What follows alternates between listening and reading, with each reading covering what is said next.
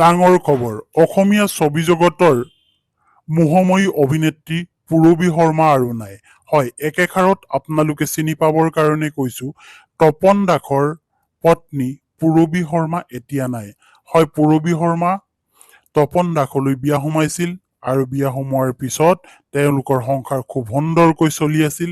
কিন্তু বৰ্তমান সময়ত আমি অসমে হেৰুৱাবলগীয়া হৈছে পূৰবী শৰ্মাৰ দৰে এগৰাকী সুস্থ সবল মনোমোহা অভিনয় কৰা এগৰাকী অভিনেত্ৰী। অসমীয়া চলচ্চিত্ৰ জগতৰ কাৰণে এয়া অপূৰণীয় ক্ষতি। এই ক্ষতিৰ কথা চিন্তা কৰিলে অসমৰ বৰ্তমান সময়ৰ ছবি জগতৰ সকলো লোকে এতিয়া হিয়া ঢুকাৰি কান্দিছে। বহুতে এই পূৰবী শৰ্মাক নৱাগতা বেবী বুলি প্ৰথমতে চিনাকি দিছিল, যেতিয়া প্ৰথম চিনেমাখন কৰিছিল আজলি নব।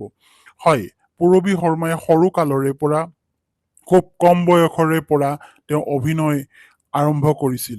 তেওঁ কেৱল অভিনয়ে নহয়, তেখেতে নৃত্য কৰিছিল, ধুনীয়াকৈ অভিনয় কৰিছিল আৰু তেখেতে অভিনয় কৰা চিনেমাখিনিৰ নাম মই আপোনালোকক কৈছো, আপোনালোকে মন কৰিব।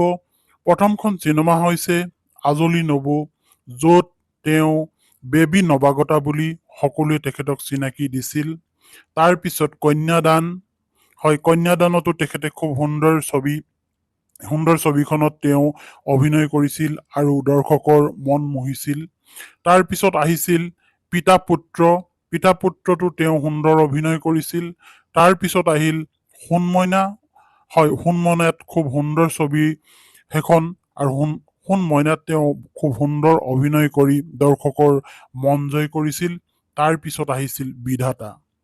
আচলতে ব্যক্তিগত জীৱন আৰু উত্তৰাধিকাৰী ব্যক্তিগত জীৱনত তেওঁৰ অসমৰ অন্যতম তাৰকা অভিনেতা তপন দাসৰ সৈতে বিবাহপাশত আবদ্ধ হৈছিল তেখেতে, আৰু সাংস্কৃতিক জগতৰ সৈতে তেওঁৰ সম্পৰ্ক সদায় গভীৰ আছিল।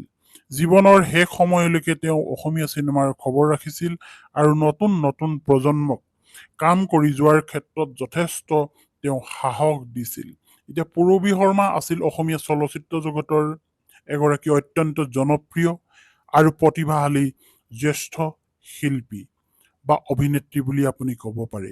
বিশেষকৈ ৮০ৰ পৰা ৯০ দশকৰ অসমীয়া চিনেমাৰ সোণালী যুগত তেওঁ নিজৰ বলিষ্ঠ অভিনয়েৰে দৰ্শকৰ মন জয় কৰিছিল। শেহতীয়াকৈ 2026 চনৰ 15 জুলাইত গুৱাহাটীৰ মাৰোৱাৰী মেটাৰনিটি হস্পিটেলত এইগৰাকী মহান শিল্পীয়ে শেষ নিশ্বাস ত্যাগ কৰে, যিটো অসমৰ সাংস্কৃতিক জগতৰ বাবে এক অপূৰণীয় ক্ষতি। আৰু তেখেতৰ মৃত্যুৰ সময়ত তেওঁ এৰি গৈছে তেওঁৰ স্বামী আৰু এগৰাকী কন্যা।